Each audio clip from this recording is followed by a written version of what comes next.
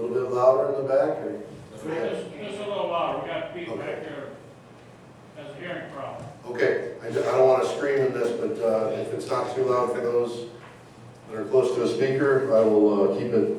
We'll forgive you. Okay, how's everybody doing? Got bathroom breaks and everything out of the way? Awesome, okay. Well, first off, how about another round of applause for Jason for the ground.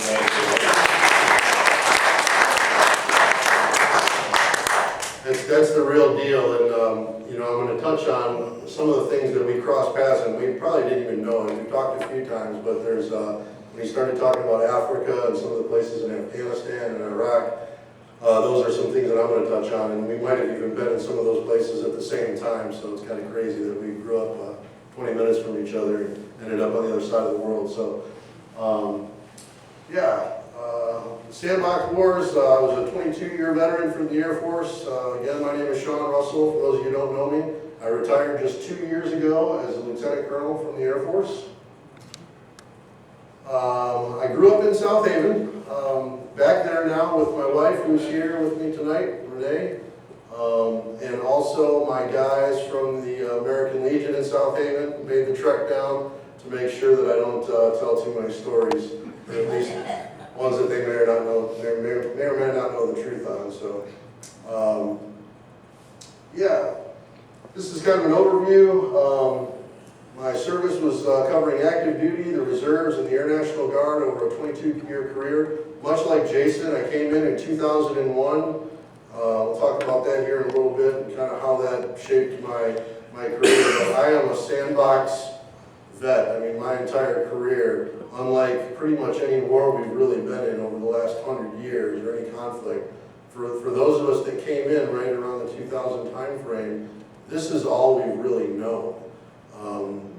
This war that lasted 20 some odd years, so it's just interesting to see how our perspectives may be different than some of the folks in the audience.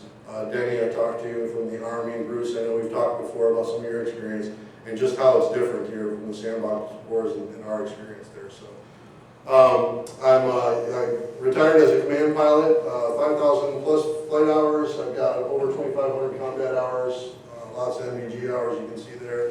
Deployments I'll cover all over the place. Southwest Asia, obviously, that's the sandbox stuff we always talk about.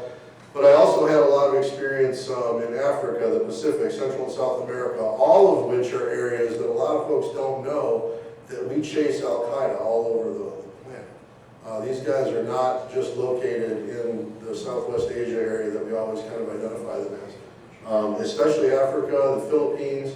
There's a lot of bad dudes running around that definitely don't mean to do either us or our friends or even just general people that they don't agree with any good. So we've been all over trying to affect change in those areas. Aircraft that I've flown, you can see them up there, a whole smattering. Most of them are props, and I'll touch on that a little later, but I'm a prop guy.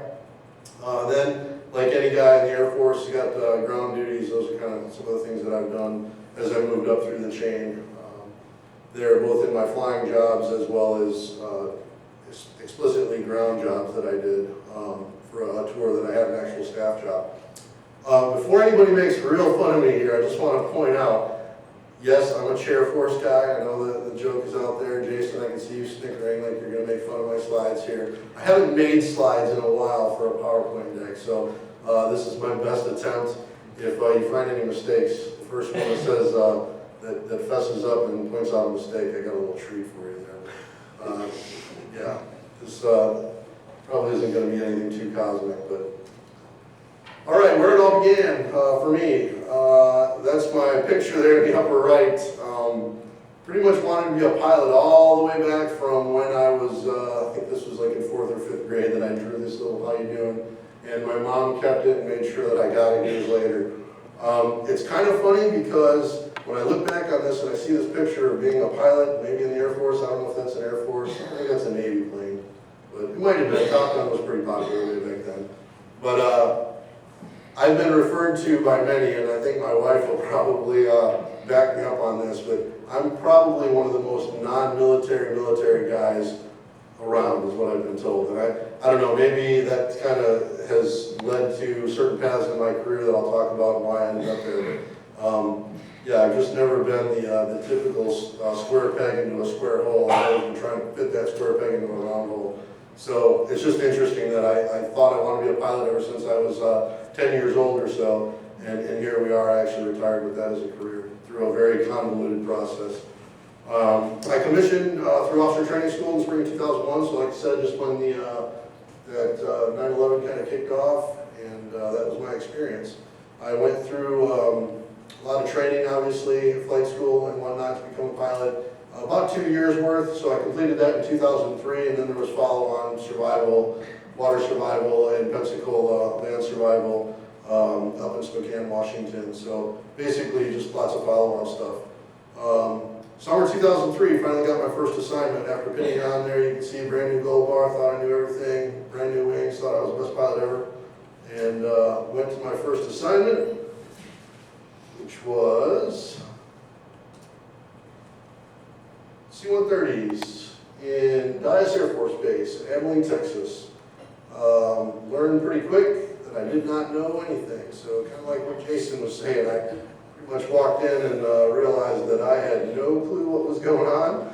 My training was not over. I was not, in fact, a pilot any more than just with a set of wings on my shirt. Did not know how to fly the C-130 yet. So I went through IQT, which is initial qual training, mission qual training, and then ramping up for the first deployment. My first deployment was in K2, is what we refer to it as, Karshi-Kanabad. He's in Uzbekistan. You may or may not hear that on the news now. They're finding out a lot of bad stuff there. It was an old Soviet base back in the day, and they actually used portions of this base and areas nearby to dump radiological and chemical weapons, I guess, just stuff. So there's a lot of question out there as to what the American government knew full on, or if they just kind of pushed it aside because we needed a place to operate. I'll show you a map here on the next slide, and you can kind of see how that plays into Afghanistan. But this first deployment, I was supporting as the entire Air Force job is really to support the ground guy. If you don't know that, especially as you get a little more senior, you learn that that is the Air Force's sole mission, is we are there to support the ground guy. That is what we do. And in particular, what's called the GFC, the Ground Force Commander.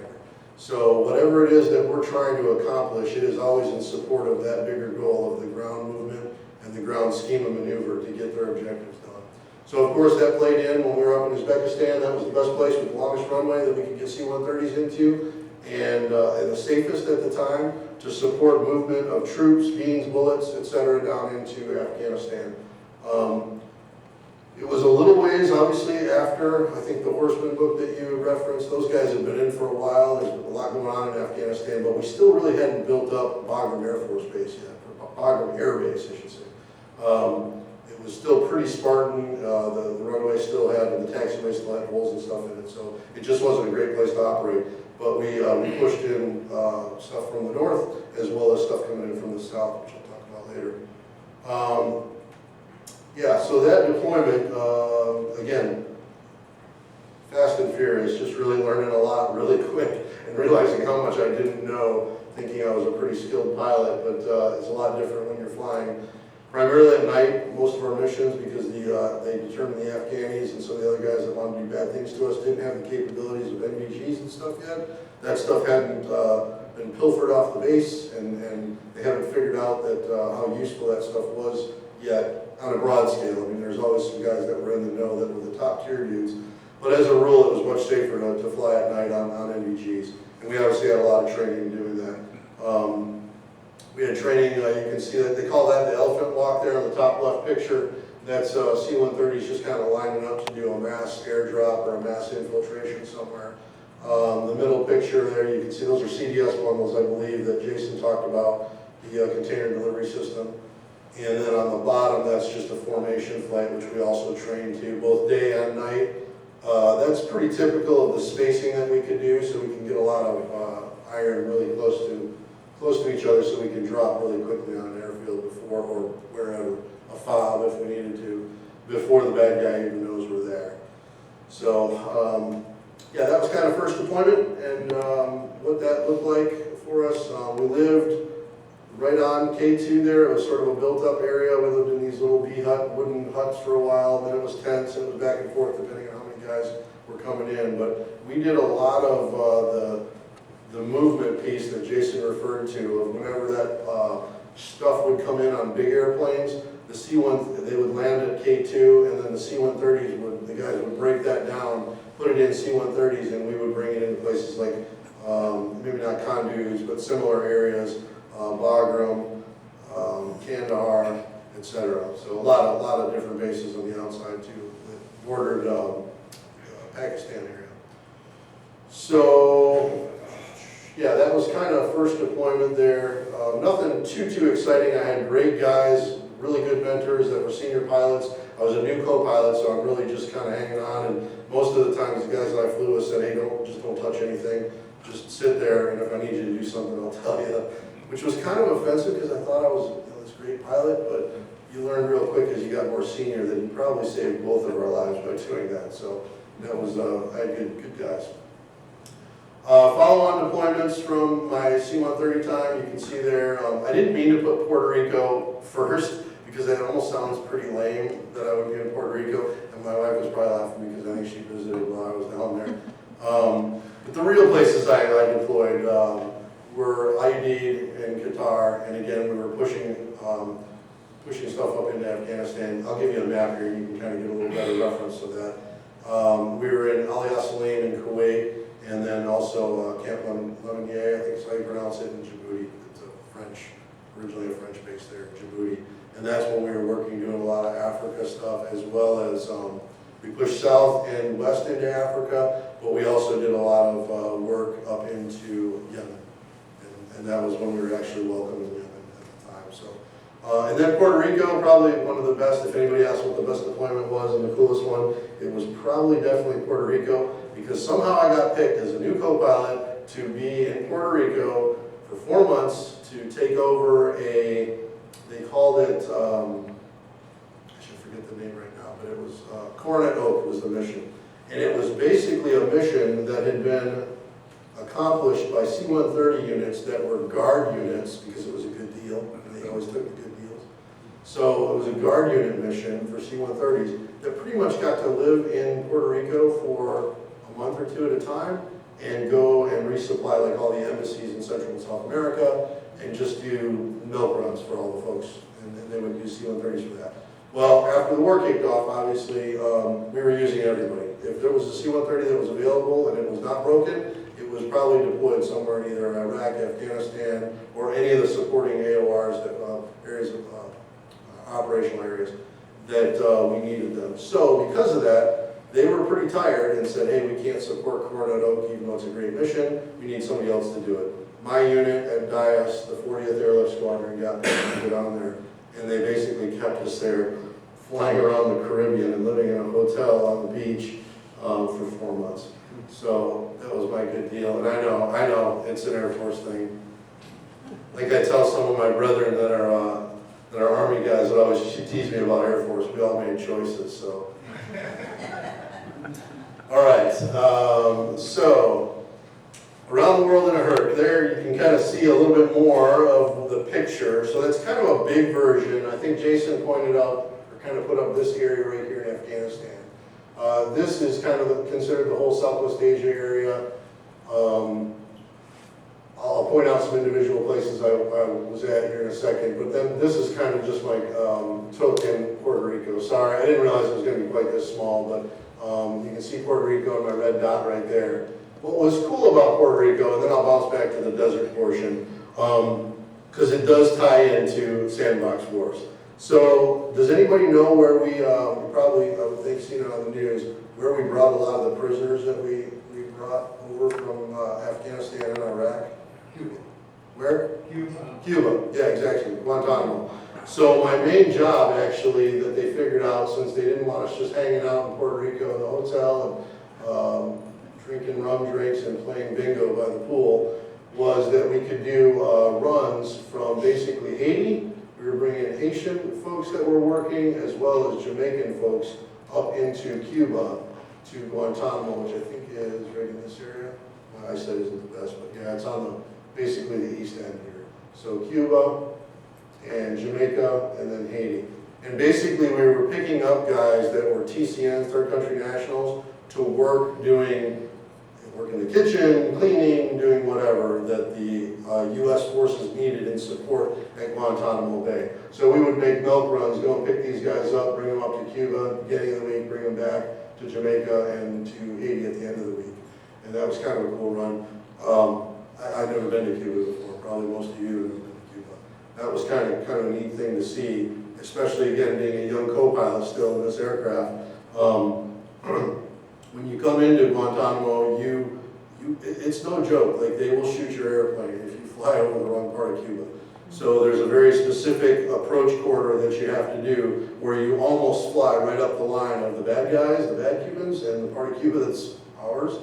And then you make a steep right-hand turn and land into Cuba. So it's just kind of a sporty little landing there. The first time, again, the pilot told me just to shut up and watch, and I did that. But eventually I was qualified to fly in there. It is a qual, actually, to fly in there. So that was kind of cool. All right, back to the real sandbox stuff. So that first deployment that I did was in Uzbekistan, K2, that's right there. And we also bounced back and forth because we didn't have enough building for folks and they didn't have enough ramp space. And yeah, basically we bounced back and forth up here in Kyrgyzstan, Manas, or Manas, some people call it. These were the two bases that we were basically taking shipments of whatever, beans, bullets, people, you name it, from usually somewhere in Europe. So I think you mentioned Germany maybe that you were operating when you did? Ramstein, yeah. So, yeah, safety and half Africa, and lots of stuff going on in Ramstein there. But they were pushing some stuff out of Ramstein into these two bases, and then we were bringing it down with C-130s and pushing it into Afghanistan.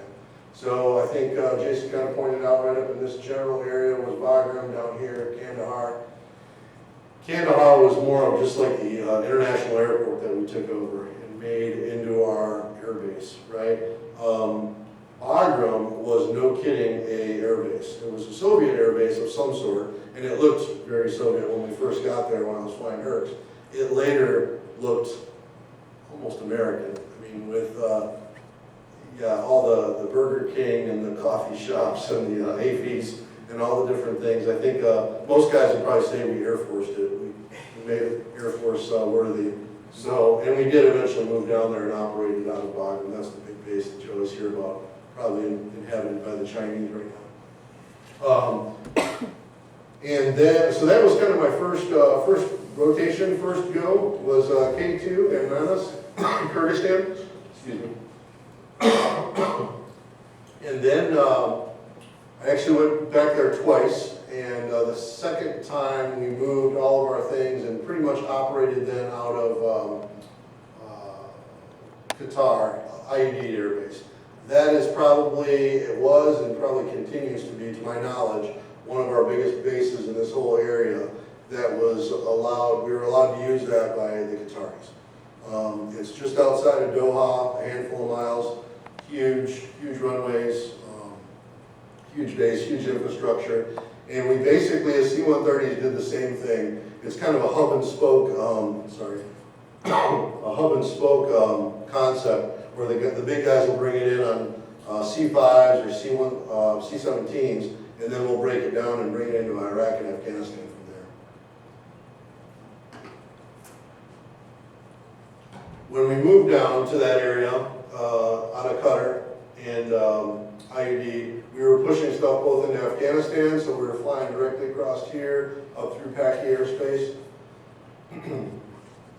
and delivering to all those bases that we talked about before, as well as pushing up through Kuwait and then into Iraq and supporting the Iraqi movement that was going on there. So a lot of stuff moving.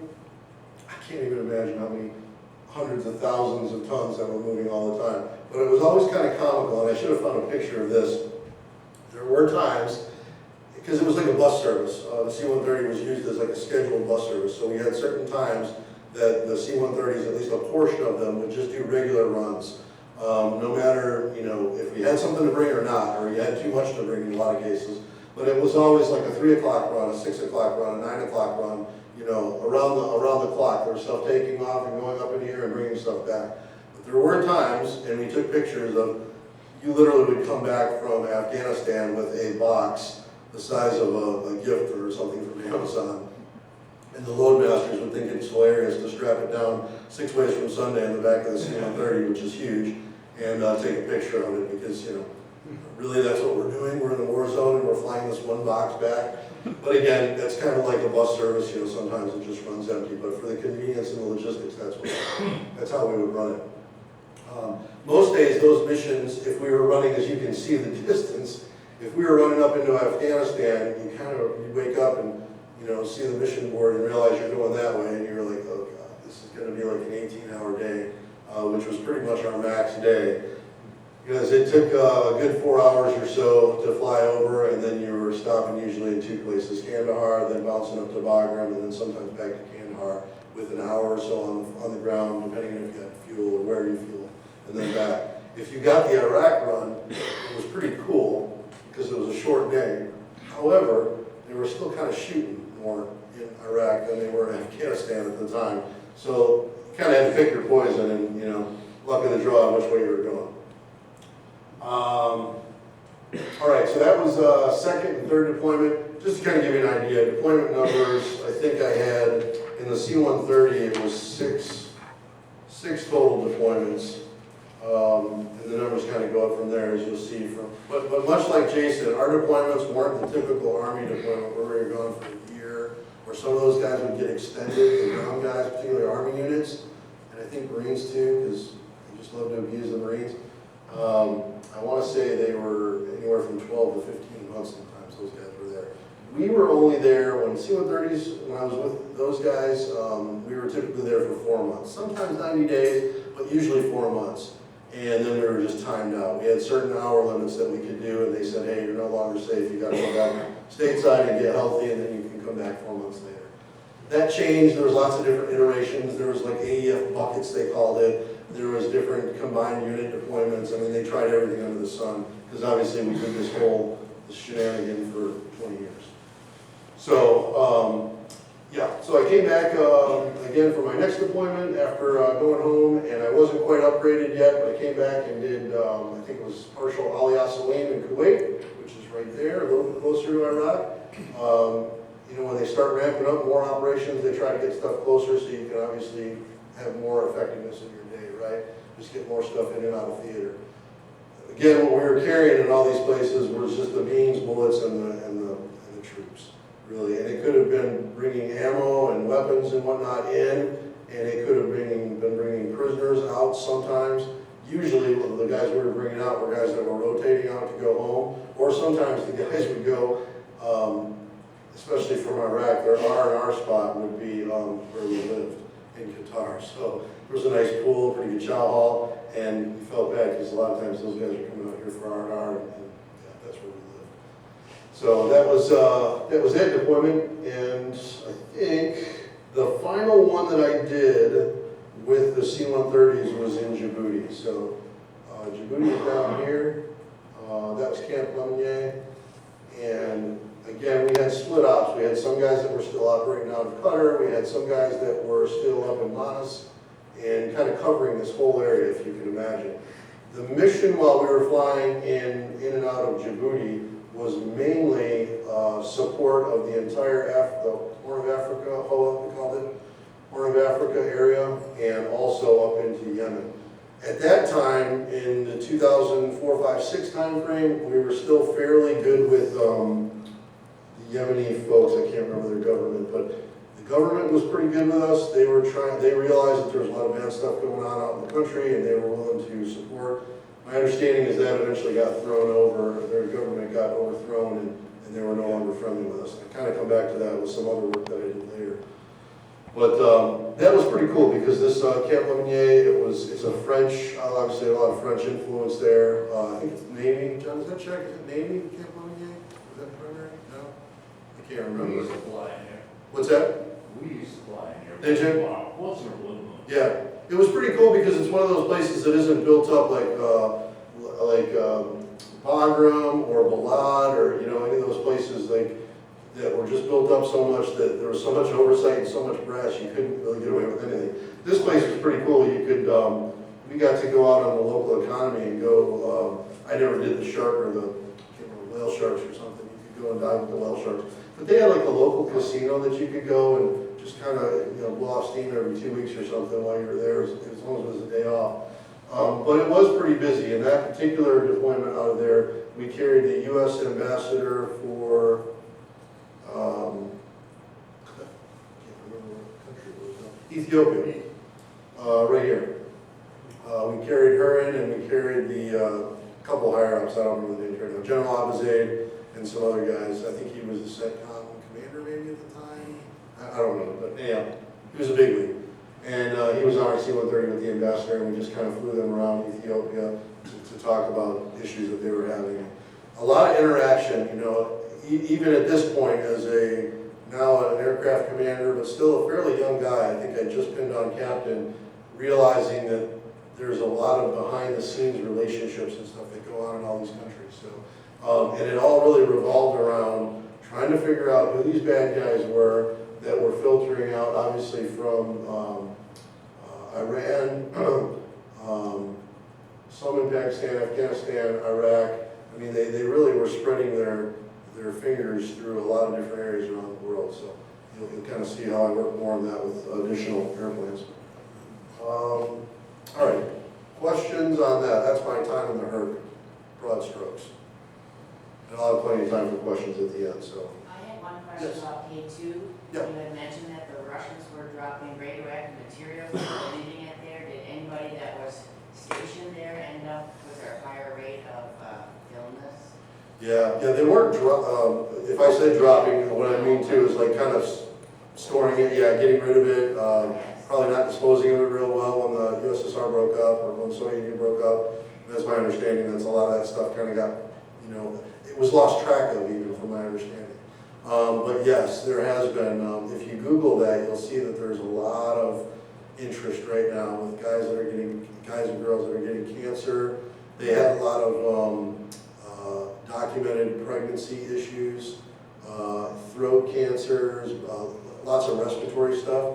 I think you'll see on the news, any of these bases, they really just, I think the U.S. government tried to do the best they can as quick as they can, and they did a lot of the burn pits and stuff to get rid of, waste and things that they might not have fully understood how bad these things were.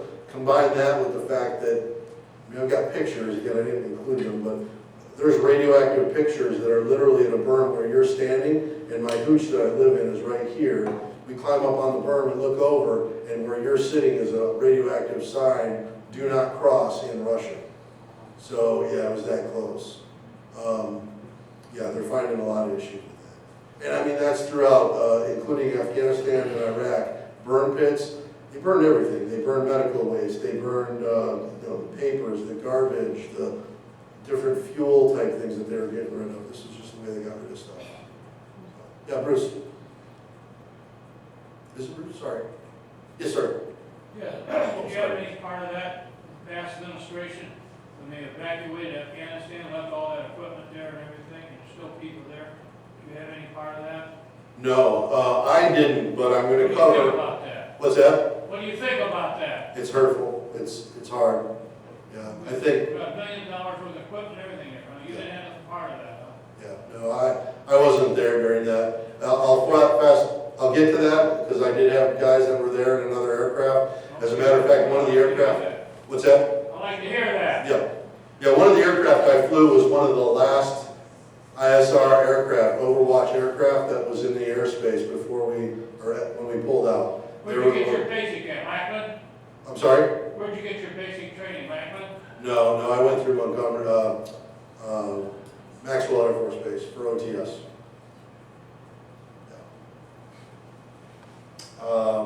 Great question though, because yeah, that's a hard one for a lot of us that spent a lot of years there. Probably a lot like Saigon. It's still falling back on us. Oh yeah. It's a shame.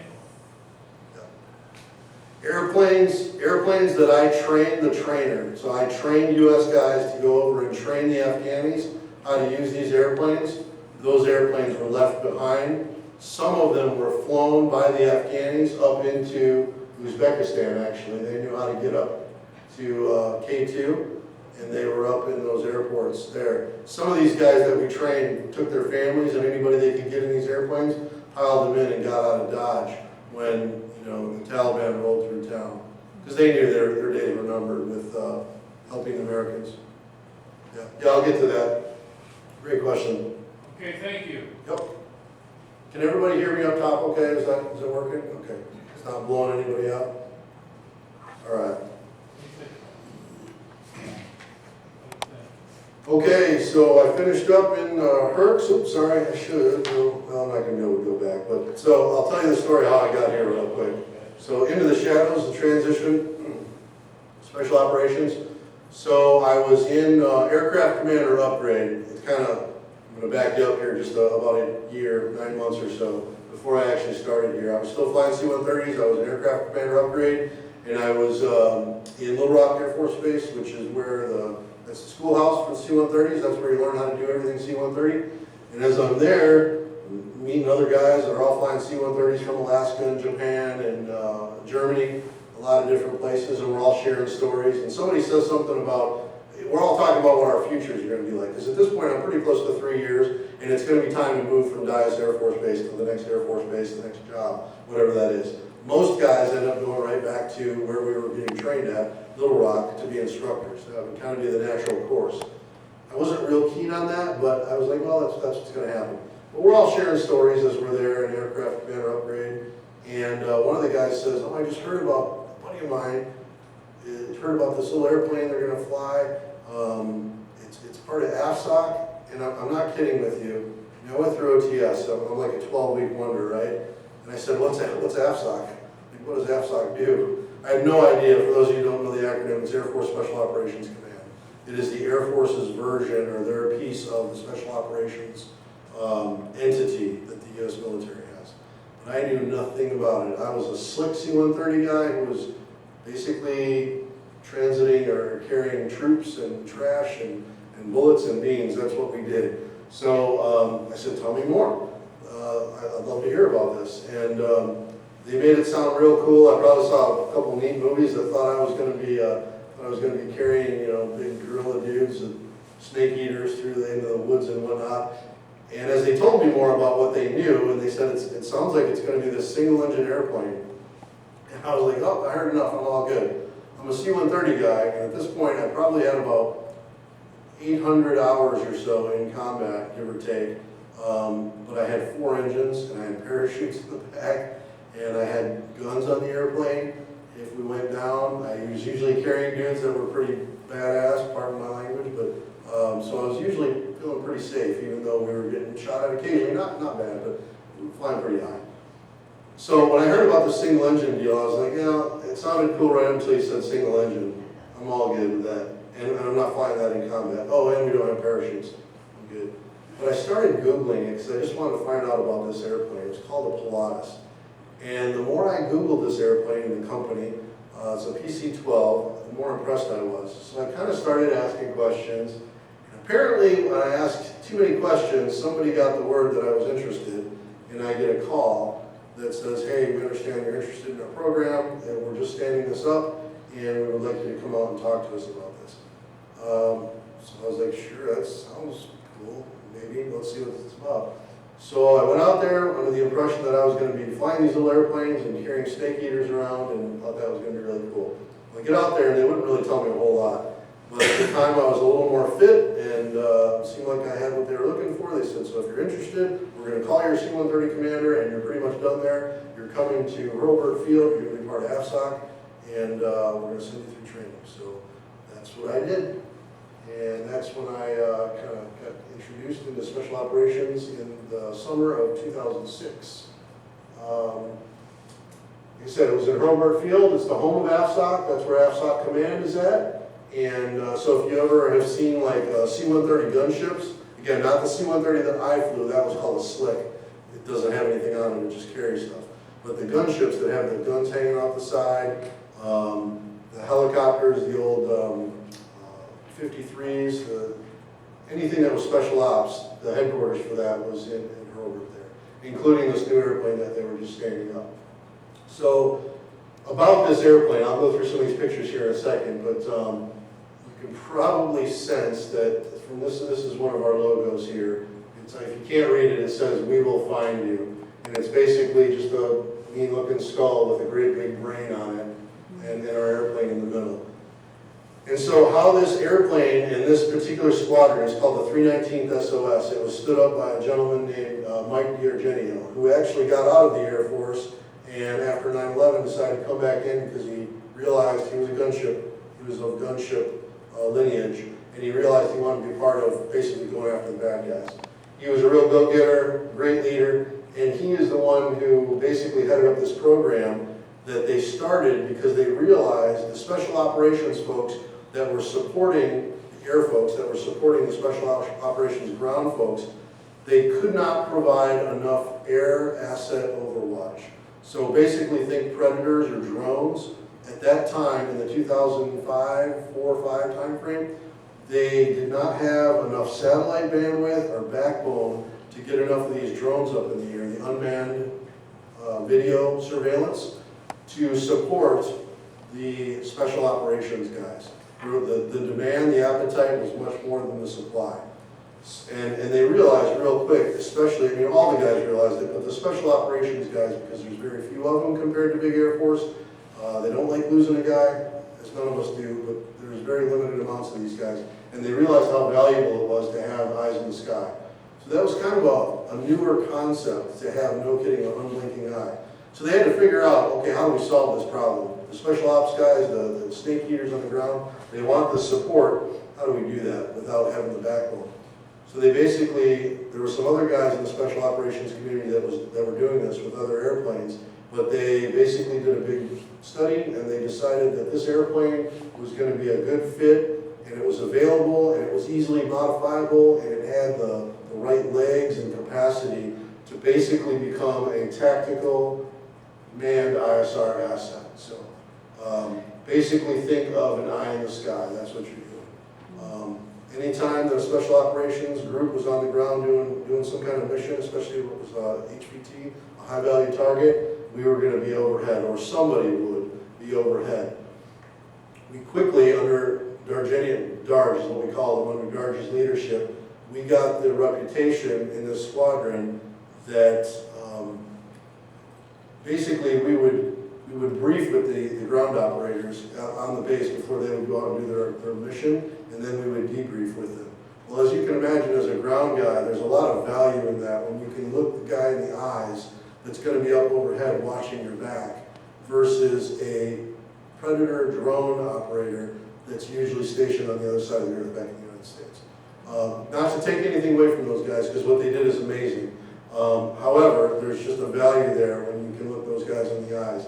And got experiences both bad and good where that wasn't the greatest day. But yeah, basically, because we got that name, the squadron quickly grew. And they got to be a point at one point where the special operations guys, and when I say special operations, it was mostly JSOC. I don't know if anybody's familiar with that term, but it's, you know, special operations, and then you have tiers above that just keep getting smaller and smaller.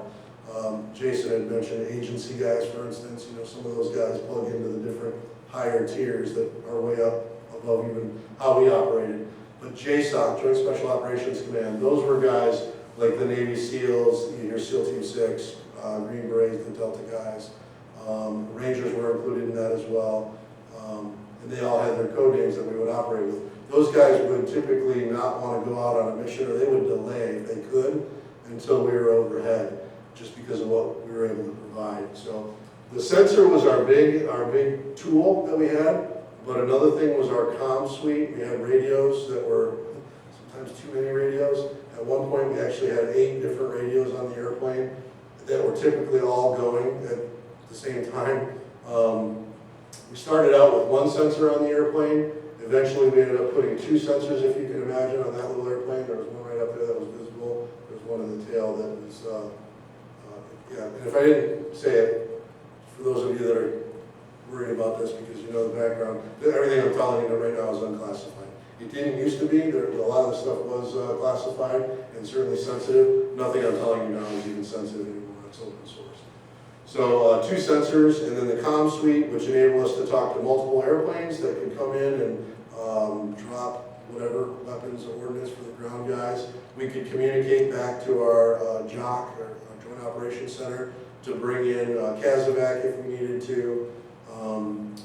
We were capable of following, certainly when we got 2 sensors, we could follow multiple vehicles. So if the guys were operating, the ground guys were operating on a target, and they were basically losing people, we call them squirters, there were people squirting off the target, we could then follow those and give them good locations of where those guys went. So it was super efficient for those guys to have us overhead, because they could do what they needed to do and then have follow-on leads.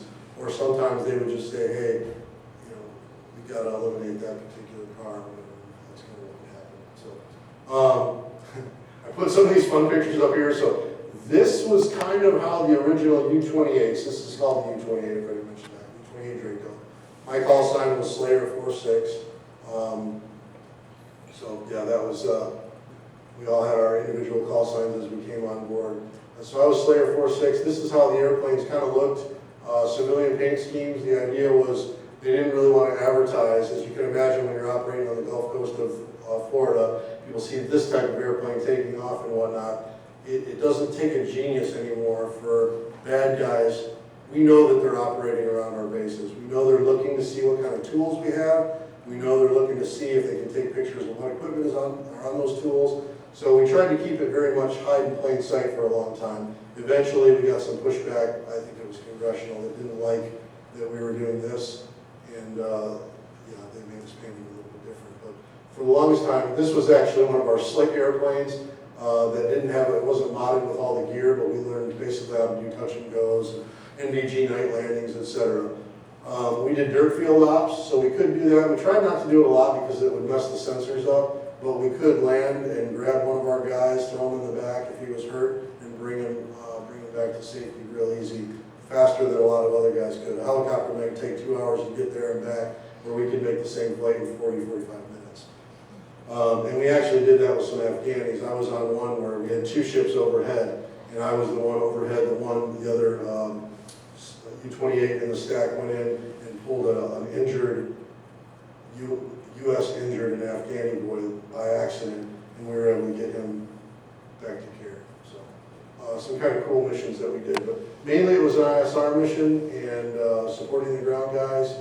And if I didn't cover it, the typical crew was 2 pilots, a sensor operator, and then we had a systems operator in the back who did some other beeps and squeaks type stuff. So this was probably the majority of my career. And my wife will tell you that all my deployments, 6 or 7 more deployments with these guys, chasing folks all over the world, basically, employing this particular weapon system. So, operated Afghanistan, mainly out of Bagram, Iraq, mainly out of Balad, but we also went up and kind of forward deployed into several areas, both in Afghanistan and Iraq, to basically just live with the ground guys that we were operating with. They liked it. We liked it overall, although, you know, you go to some of those places on the smaller airfields and it's not quite as nice as when we were living like in Qatar. But again, the mission was amazing. I can't tell you the number of times where we were overhead and we would debrief with these guys, and they would usually be yelling at us at first for things that we did wrong. But then as the debrief was getting over, they were like, thanks guys for being there for us. Thanks for being overhead. So that was probably the coolest part of the job, even though the days were long and just a lot of stuff that, you know, you didn't necessarily ever think you were going to see being a slick C-130 guy. It was pretty cool. So those 2 places, I think I deployed to each of those. Sometimes I would deploy to Iraq, for instance, for a month, and the next thing you know, my wife wouldn't get a call for a few days because I'd be like, oh, hey, we're in another location now because we moved all the planes over because something was going on in Afghanistan. So we would typically move back and forth just depending on what the needs were, what the ground force, the head cheese guys that were basically telling us what the big priority was at the time in which theater. But we also operated out of Djibouti, so at this time, Yemen, not so friendly, and doing a lot of chasing bad guys in Yemen with this weapon system and with guys on the ground, as well as standoff type systems that we were able to go after bad guys there. So spent a lot of time at you're talking about altitudes and what we operate at. The U-28, the Pilatus, which was an off-the-shelf airplane that we modified, could operate up to 30,000 feet. The C-130, I think, was 31,000 feet. But we were regularly up at that altitude, kind of looking for bad guys around there. And then one of the last, I'll try to speed this up a little bit, one of the last places I went in that particular weapon system was the Philippines. Because again, we were chasing AQ Al-Qaeda guys. I can't remember what was in the Philippines, but does anybody know the AQ, who they were in the Philippines? Starts with an M.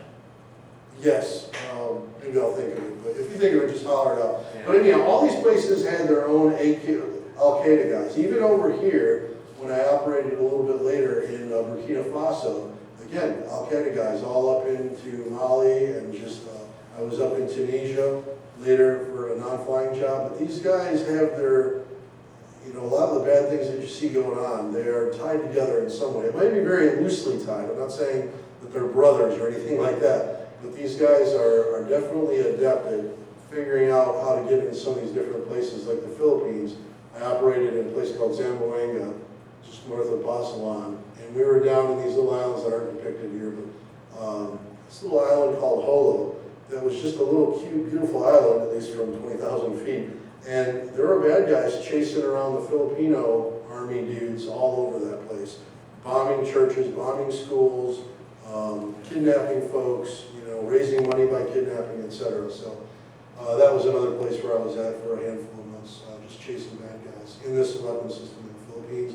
And then also I did another job, same platform, modified a little bit differently, but working with guys in Niger. And I was, well, I was in Burkina, but our sister squadron that we were operating with was operating out in Niger.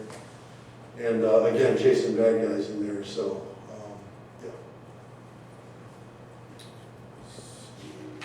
I don't want to miss anything too crazy here.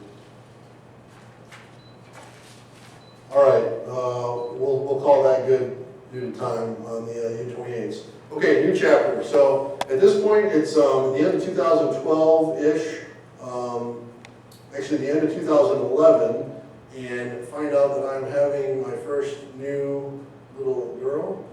And basically, my wife and I had a conversation like, pretty much all done with the Air Force. I've been deploying for quite a while now, over 10 years, and I'm tired and I just want to get out and go on with my civilian life, maybe be an airline pilot, don't know, but I want to be done with this. So while I was still active duty flying those U-28s, I was able to get transferred over to a training squadron that basically, like I said, trained the trainer. We trained other U-28 pilots that, for co-pilots, aircraft commanders, instructors, and evaluators. I was in charge of training all those folks. Well, while I was at the schoolhouse, I found out there was this reserve unit that trained side by side with us. They basically had the same mission. The only difference, they shared desks that were right next to us, but the only difference is they had a different patch and they were reservists, and they pretty much worked, at least my concept of it at the time, was they worked when they wanted to. And I was like, that looks pretty cool, I kind of like that. But I still didn't want to do it. I was done. I was done with the Air Force. I needed a break. And I told them that. And my buddies in the reserve said, Sean, we get it. We know you're tired. You're deploying a lot more than we are, obviously. But you really should think about coming over to the reserves if you're getting out. And 2012 was the first time I could get out because our commitment was 10 years after we got our wings. So it was basically time that I could separate from the Air Force without commitment. I was done. The reserve guys basically just said that you know, you could come over and just try it if you want. You wear our patch. That's all we're going to have into you is $1.69 for a patch. And if you don't like it, you can just quit. And I was like, I don't know about that. I talked to my wife and said, what do you think we should do? She said, it's up to you. I like the guys. They were pretty cool. And it literally seemed like they worked when they wanted to. And it didn't sound like I had any skin in the game. So I pretty much retired and took a couple months off. And I came back to my same office and the same desk and put on a new patch, and I did the exact same job for a few months with these guys as a reservist, and kind of got to pick my schedule, give or take. But I was kind of burnt out, I realized, in flying the U-28. I'd been flying it for a lot of years at that point, that ISR bird, and that's when I basically transitioned to this C-146 Wolfhound. Again, the biggest reasons was I was just tired. We call it doing left-hand patterns. The U-28 does left-hand turns, and I pretty much would wake up in the morning after having dreams thinking I'm doing like this, watching the same piece of earth over and over again. So I needed something different, and that's what brought me to the 146. The same reserve unit was kind of a diverse unit. They flew 3 different platforms, the U-28 at the time, the U-28, the C-146, and then they also flew this little guy here, which is called M-28. It's a Polish airplane. That's, sorry again, I know it's really small to see, but it's basically like this airplane, twin engine turboprop, but it's smaller and more robust, and it's made specifically to land in places like that. This airplane is the C-146 that I flew. It's a little bit sleeker, as you can tell. It's made for long distance, and it just sounded cool. I was really going to be carrying snake eaters and stuff, long distances in different areas. The way this airplane was developed, the need for this, and the need for this guy down here, if you notice it's civilian paint scheme again, you can probably see there's a trend there with the AFSOC. They basically like the idea of hiding in plain sight. We're not CIA guys. We weren't trying to, you know, I mean, we did dress in civilian clothes. Pretty much the second half of my career, I rarely wore a uniform, which comes back to my point about being the most non-military military guy that most people talk to. They're like, you don't talk military, you don't look military, you certainly don't dress military. It's kind of an AFSOC way, if needed, that we just basically hide in plain sight. I mean, we still carried our military ID. I never denied that we were military, but we were able, as you can imagine, if I went into Bogota, Colombia, chasing bad guys, and you fly in with something like that, you blend in a lot better flying in, being on the ramp, walking through customs, than you do if you rolled in a C-130, that big gray airplane that I showed you first. It just has such a big signature that everybody knows the Americans are in town. And you know, the buzz is out there. So this one is just kind of a hiding place.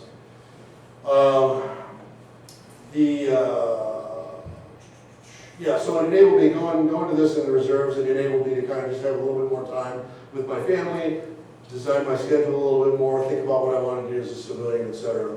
I'll talk about this picture. You probably can't tell, but that's me. Again, it's small, which is probably a good thing. I'll talk about what this is here when we talk about the missions. The mission, obviously, transporting stuff. It had seats, it could do cargo, whatever. It was kind of an intermediate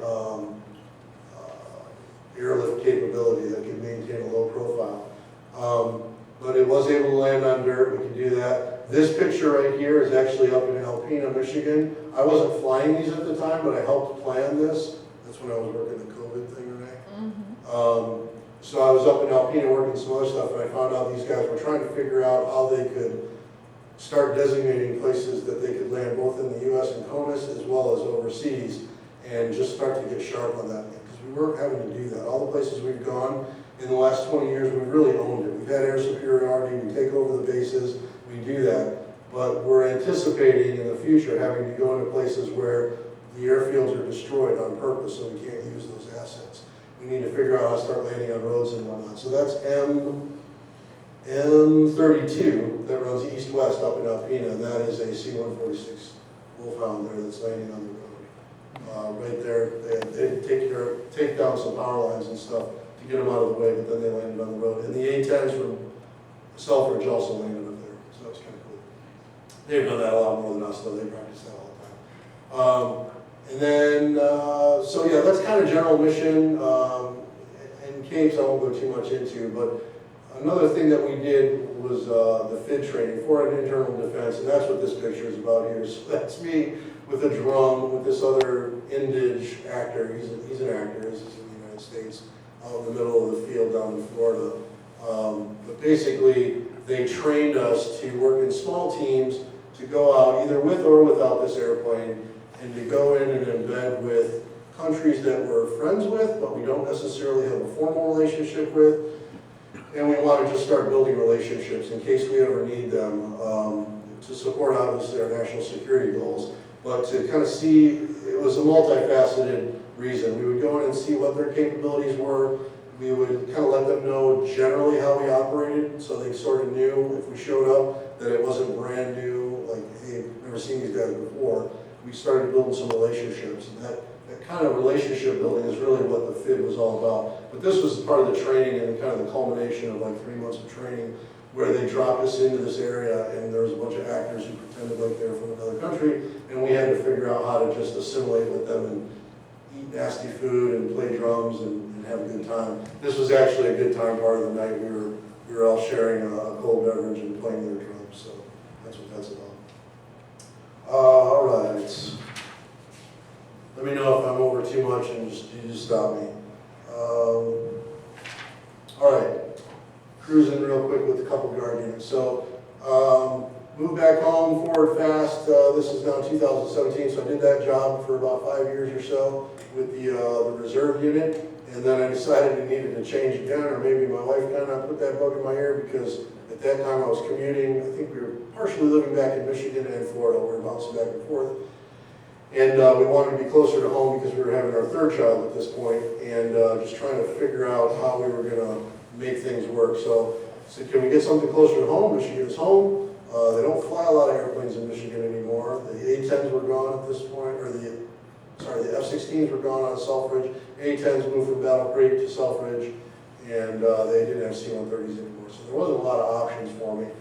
And what does that mean? Welcome to staff life. So that's when I joined the 217th Air Component Operations Squadron in Battle Creek, Michigan, as a Michigan Air National Guard guy. And basically what that was is it was a staff planning job. We basically looked at strategic, operational, and tactical planning that was happening in the Air Force, and our piece was primarily the operational planning. So big picture plans that, directed from the President and his administration on down of what they want to accomplish, basically would come down into the operational level, and we would figure out, okay, now how do we basically formulate that strategic plan into something operational for a particular theater or something that was going on in the world. And then obviously they would take those plans and push them out to the tactical level for the squadrons or whatever the tactical level is in the Army, where they could then execute that. So that's kind of what I did there. Just this is what our top floor, our Operations Center floor looked like. And we were tracking any number of things that were going on in the world. I started up way up here in the front as a kind of low man who didn't know what the heck I was doing again, and worked my way to the back row where I was actually became the acting director of the A3 Directorate. So basically the operations piece, because I have a flying background. That's kind of how I worked my way there. We did lots of so site surveys. We looked at, for instance, we had guys that went into Kenya, went into Tunisia, different areas to look at their airfields and see what the conditions were in case we ever, obviously that becomes, as you can imagine, kind of a big thing. Even Ukraine, we had guys that were going into Ukraine to check their airfields, check their airplanes and see that they were airworthy. So that's me going into Tunisia right there. We were doing an assessment on their airplanes that they were flying, just to look at everything that I knew at this point. I was a lieutenant colonel here, and you're looking at their training, their standardizations and evaluations, and just kind of figuring out, are these guys safe? Do they know what they're doing?